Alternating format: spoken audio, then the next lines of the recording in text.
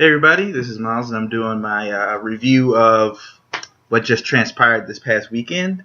I did my review of the first Saturday game, but now we're going to look at the review of um, Sunday's games. And what more can I say? The Vikings, Blair Walsh pretty much pulled a Ray Finkel.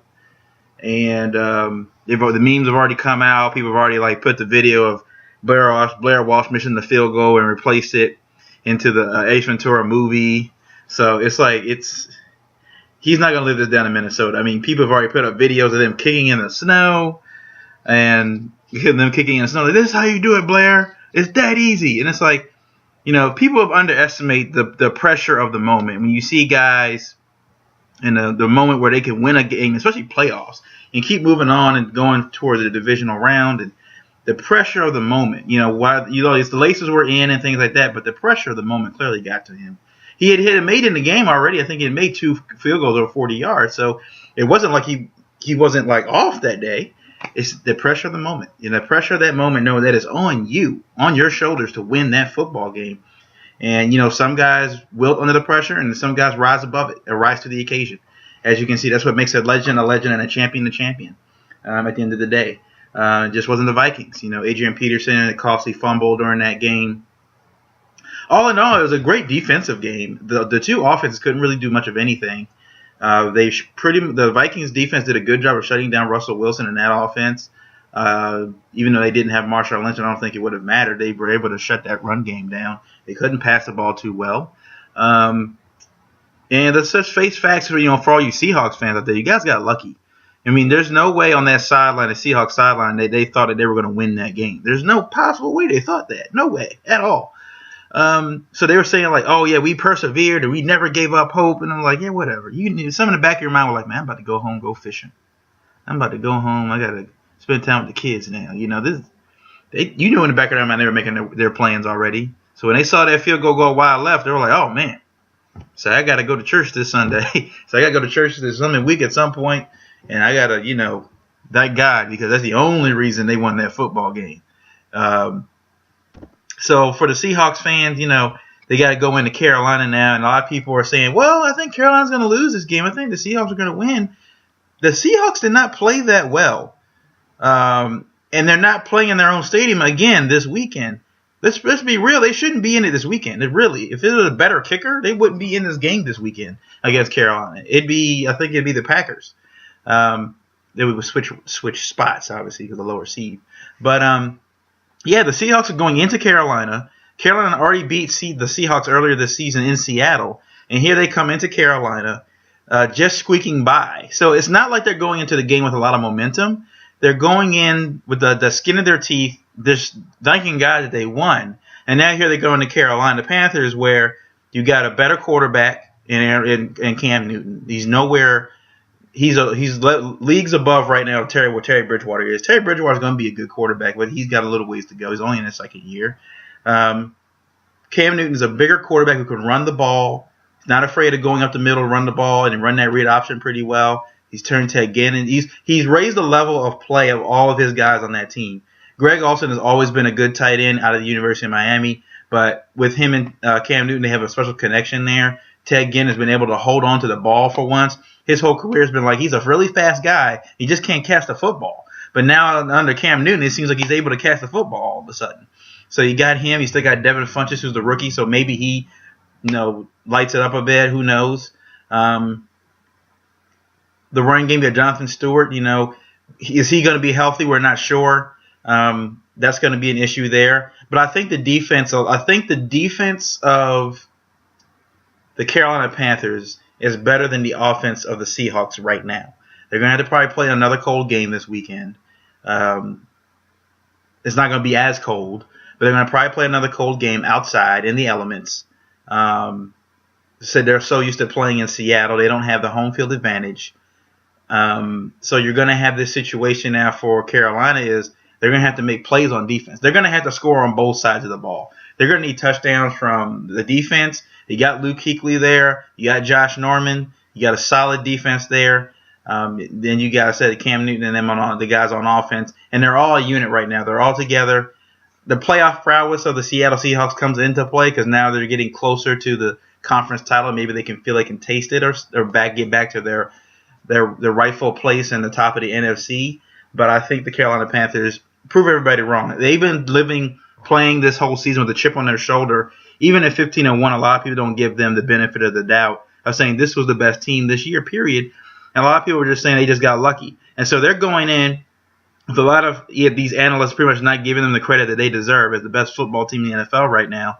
And they're going to go in and pretty much play as the underdog, even though they're playing at home. It's like we're playing with it until they win. I think they figured until we win a title, no one's going to give us the benefit of the doubt. Every game we go into from here on out, the analysts in Vegas and them are going to pick against us. So, and like they have all season, every week everybody was counting on when was the final shoe going to drop for the Carolina Panthers. And when were they going to get their first loss handed to them? When they lost to Atlanta, everybody thought, oh, now they're just a regular team now. Forget the other 15 wins. They're not that good. They are that good. There's a reason why they won 15 games out of the 16 in the regular season. They are that good. Like many coaches will try to say, oh, we're not as bad as our record. I think Mike Ditka said it best. You are what your record says you are. Regardless of how you feel about it mentally, you are that season how your record says you are. And the record says that the Carolina Panthers are the best team in football. So I think it's going to be a tight game. I think it's going to be honestly, I think it comes down to a field goal. I think it comes down to a field goal. It's going to be 17-14. I think it comes down to that. And I think the Carolina Panthers win that game and go into the NFC title game. The other game that we saw this Sunday, Redskins against the Green Bay Packers. I had the Skins blowing them out. I feel kind of stupid about it now. It's just like, I just fed into the hype like everybody else did, that they were the hot team. Apparently, the Green Bay Packers didn't get that memo because it seemed like after the Deshaun Jackson fiasco, where he didn't stick the ball across the pylon and kind of had it behind his back as he put his foot over it, and they weren't able to punch the ball in those 3 tries. That changed the entire momentum of the game right there. They were up, I think by that point, they were up 2-0, where they could have gone up by then. I think it would have been at least 9. I think it would have been 9. It would have been 9-0, and then they scored on a touchdown. So it would have gone up. The fact that they would have scored a touchdown after the fact would have compounded the mental issues that the Green Bay Packers were having at the point of the game, at the very beginning of the game. They just suffered a safety, and they weren't feeling very confident on offense. Had they gone down the field and scored that touchdown on defense, that would have that momentum swing for the Redskins would have been, they would have been on a roll. They've been on a roll. And Kirk Cousins threw 2 touchdowns and 329 yards that game. No turnovers on his part. So, I think he had a fumble. There's nothing. I think he had a fumble. But for the most part, he played an awesome game. The Redskins defense gave that game away. They could after a while, once Aaron Rodgers got on that field after he scored his first touchdown, it was a wrap. And Aaron Rodgers, I think, leads the league in the NFL when it comes to scoring touchdowns on free plays. Like, the man just knows how to capitalize on free plays. He sees it happen. He hikes the ball. The ref throws the flag. It's either offsides or whatever, or too many men on the field, and he just gets a free play. The defense doesn't know what's going on, and he just finds somebody open and either scores a touchdown or gets a huge gain. The man is the king of capitalizing on the free play, and he got so many of those in that game. And after he scored that first touchdown, he just went on a roll. He could not be stopped. And now you're looking at the Packers now going into the playoffs where it was like, I don't know how good they're going to be. They weren't playing that well towards the end of the season. But now coming into this game, going against the Arizona Cardinals, this was a very good matchup now. You got Aaron Rodgers, who feels real confident. He was real happy. He was joking around. He was doing the discount double check thing again. And, he was himself. Like, he hadn't been himself for the last couple weeks. He was down on himself. Really not a lot of confidence there.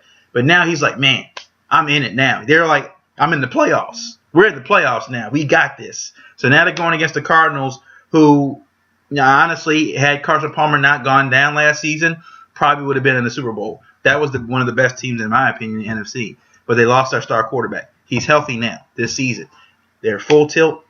They don't have Tyrann Mathieu anymore at safety. So that's going to be he was the best player on the defense minus Patrick Peterson. He was one of the best players in that defense, especially in that secondary. So that's going to be an issue especially with Aaron Rodgers, who loves to throw the ball once he gets in a rhythm. So that's going to be an issue for the Arizona Cardinals. They do have to play in Arizona. I think the fans are going to come out and show out for that game because they feel like last year they were robbed just because of injuries, and if they had their starting QB, who knows? You got Larry Fitzgerald playing at a Pro Bowl level. He's playing like he's 23 again. The last couple of years he was kind of down stats wise, but now he's back again. He's proven he's going for his legacy now. He realizes like I'm going to win a title. I got to get that on my resume. And he reminds me, to me, he's like Mr. Fundamental. He's like Tim Duncan in the NBA. He's real quiet. You don't really hear too lot about him in the media in the offseason. But when it comes to him putting numbers and doing his thing, job on the field, no doubt about it. This man knows to run routes. He knows to get open. He knows to catch the ball, run after the catch, spacing, all that stuff. The man knows it all. So that's going to be a really good game, I think. I think that's going to be a little bit more high scoring than most people think. I think that especially that Packers defense, you got to think that the Arizona Cardinals offense is potent enough. It's more potent than the Redskins are. So I think they're going to put up at least. It's going to be a high scoring game. It's going to be an exciting game to watch offensively. I think it's going to come down probably to a late turnover. Whoever wins the turnover battle in this game, whoever doesn't make the mistake late in the game. Early mistakes I don't think kill them, but I think whoever makes the late mistake is going to cost themselves the game and they'll move on to the NFC Championship game. But I do think it's the Cardinals' time this year. I think they go on to the NFC Championship game against the Carolina Panthers. I think they move on. I just think that they've been sitting there, been waiting for about a year now for their chance, and here's their opportunity to go ahead and seize that opportunity. And Bruce Arians is an excellent head coach, so I think he gets them there to the next level and goes to the NFC Championship game. On the other side of the AFC, we're going to have the Patriots go against who are the Patriots playing? I'm not even sure who the Patriots are playing. The Chiefs. We don't know the status right now of Edelman, Amendola, the rest of those guys. There are a lot of injuries on the offensive side of the ball. We don't really know the status of. But then you got Jerry Maclin on the Kansas City Chiefs, who has a high ankle sprain, and anybody that's had a high ankle sprain before knows that it's going to take a little bit longer than 6 days to get that thing right. So I think, unless he has a cortisone shot or something like that, he's probably going to miss this game, and that's going to be a huge blow to them just because Travis Kelce becomes really the only weapon they have in the passing game.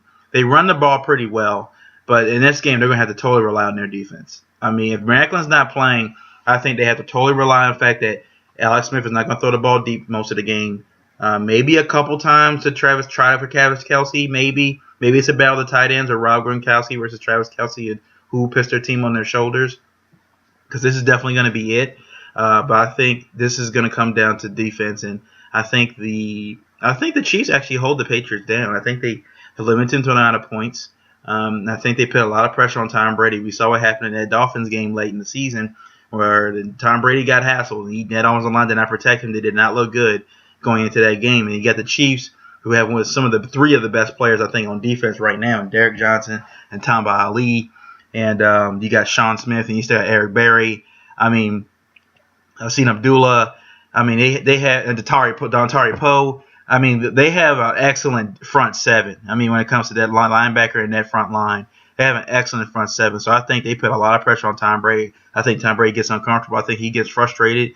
I think he gets happy feet. I think he starts throwing some interceptions in that game. It's going to remind him of what the Ravens used to do to him just a few years ago. So I think that the Kansas City Chiefs are going to they're going to hit him in the mouth and put pressure on him because they know if they can hit him in the mouth, they can win that game.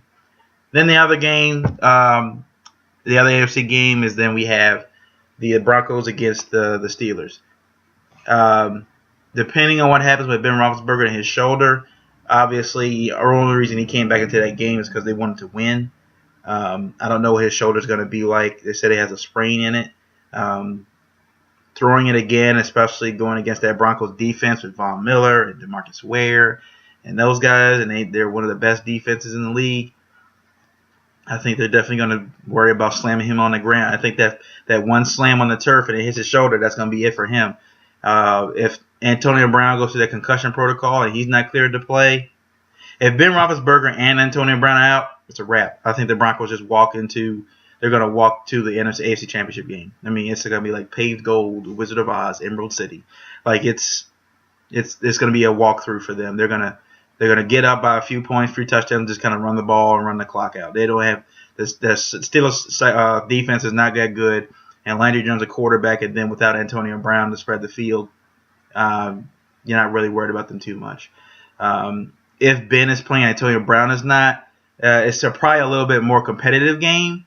I still think the Broncos win, but I think definitely if Big Ben is out, period. If Big Ben is out at all, I think he's the determining factor. Even if he starts the game, but then gets knocked out in like the first quarter or the first half, and it's like they're either tied or no one scored yet, Broncos win that game. So I personally think the Broncos are just going to walk to the AFC title game.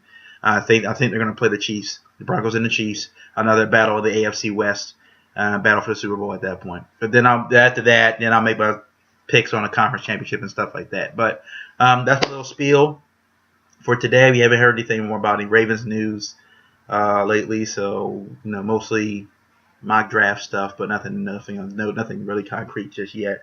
What's going to happen? So that probably won't happen until the season's over. So I'll see you guys next Monday, and I'll do a video about the conference titles and then my Super Bowl picks. All right, peace.